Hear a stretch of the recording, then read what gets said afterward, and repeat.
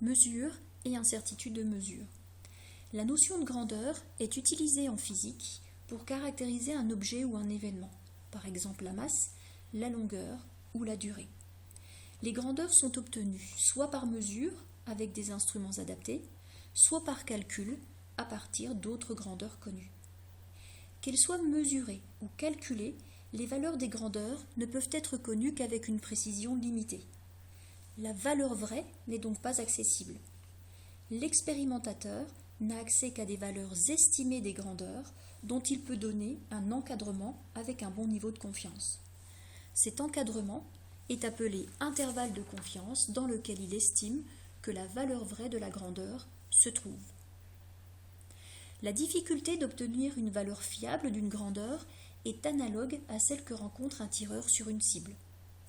Elle est due soit à des erreurs aléatoires, soit à des erreurs systématiques liées en général à l'appareil de mesure, soit aux deux à la fois. Ainsi, le résultat d'une mesure ou d'un calcul d'une grandeur x est souvent présenté avec son incertitude absolue, encore appelée incertitude élargie U de x. U de x est donné la plupart du temps avec un seul chiffre significatif. On écrira donc la grandeur x qui correspond à x estimé plus ou moins son incertitude de mesure.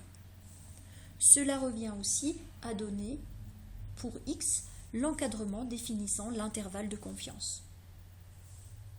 On peut définir aussi l'incertitude relative, qui correspond au rapport U de x sur x, qui s'exprime en général en pourcentage et sans unité. Celui-ci donne la précision d'une mesure. Plus cette valeur est petite, plus la mesure est précise. L'estimation de l'incertitude de mesure ne s'évalue pas de la même manière selon que le mesurage soit fait en une seule fois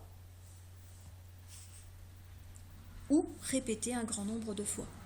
Donc dans ce cas-là, on aura une incertitude de type A. Lorsqu'on a effectué une seule mesure, on aura affaire à une incertitude de type B. Dans le cas où il y a plusieurs mesures, la moyenne des valeurs mesurées est la meilleure estimation et l'incertitude de mesure se calcule à partir de l'écart type.